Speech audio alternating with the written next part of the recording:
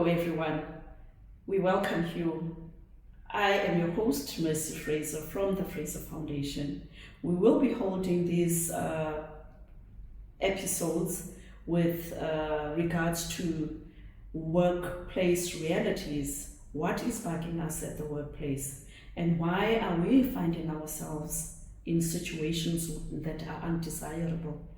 What has changed in the workplace environment? To me, with me this evening, joining me is Mr. Andile Kwakweni, who is our mental fitness coach. Welcome, Mr. Kwakweni. Thank you. What brings us together, Mr. Kwakweni? Just share with us, what is mental fitness coaching? What do you do as a fitness coach? I love the first part of your question. What brings us together? It's love for people, concern for their welfare, and that's why we're throwing in the mix mental fitness and mental fitness coaching. And just to give a bit of backdrop to mental fitness for someone who may be interested to know what that's about before we even dive deep.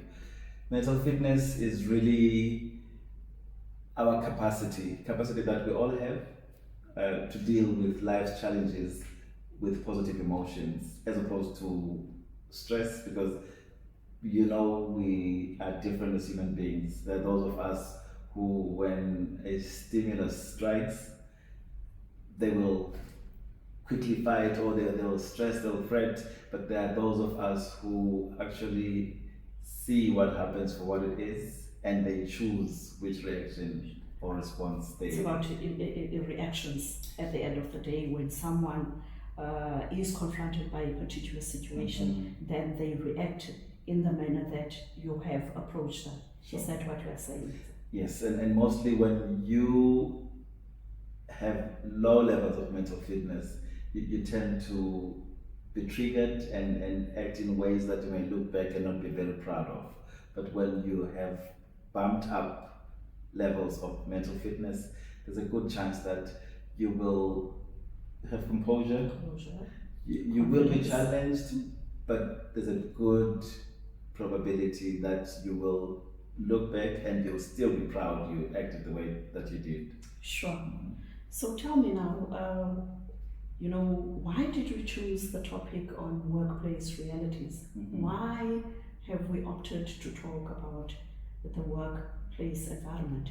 What is your take on that? Because for some it's a very difficult and topic to deal with it, because it invokes many emotions. By the way, there are so many aspects that we will be dealing with in the series that will be running from time to time. Sure. As we have indicated that we will be meeting every Thursday to help to create those awarenesses with regards to workplace realities, including the high rate of absenteeism in the workplace, mental health in the workplace toxicity. What are the causes, and how can we bring in the necessary assistance, Mr. Kwakweni, in regards to what we have chosen as our series in order to equip and to advise people. Yeah, great initiative, I must say, and thank you for taking me along, Ms. Fraser. I'll begin with why this focus at the very beginning of your podcast. It's very much inspired by an observation that I have made, that you have made over time. The fact that you have a good number of us who have been fortunate enough to find jobs, and we look for jobs for all kinds of reasons. Someone may look for that organization that represents what they believe in. That people have values, so if they feel that a certain employer represents the kinds of values or good cause that they live for, they will want to go and work there. They will want to do the job that really fulfills them in that way. You've also got people who will tell you, I want this for money, I want to feed my family. There are all kinds. There are plenty of reasons, yes. a plethora of reasons that they would be citing. For example, some of us, they give a different perspectives on why they want to contribute to the workplace. Sure. They have their education that they've acquired, and therefore they would want to explore their creativity, use their strengths, opportunities in them to develop, sure. Organizations and society as a whole, to ensure that we bring the necessary changes that are required from time to time. Okay, good. And just reminded of an analogy of two stone cutters who were found chopping and cutting stone, and a tourist who was in the area was curious to know why people were cutting stones, and they had piles next to them of these stones. So the first guy they asked was the same question, so why are you doing this? He said, I'm doing this to feed my family. And then the tourist felt not so satisfied. I'd like to hear what somebody has to say. So they asked a number of people, but they got intrigued when they got to the one person who said, I'm building a cathedral. Sure. So they doing a lousy, mundane job by the looks of things, but they've got a big picture. Sure.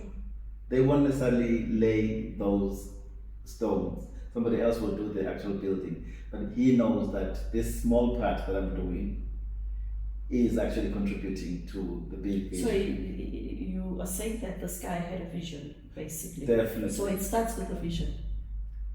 Wow. Nothing beats that.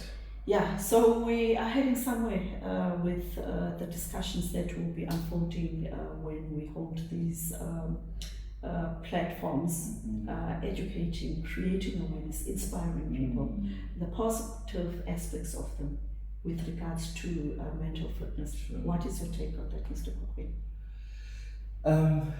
Okay, let me just be clear. Are you asking what's my take on the fact that we're going to be carrying on, or just the mental fitness itself? All of it. Both. Okay.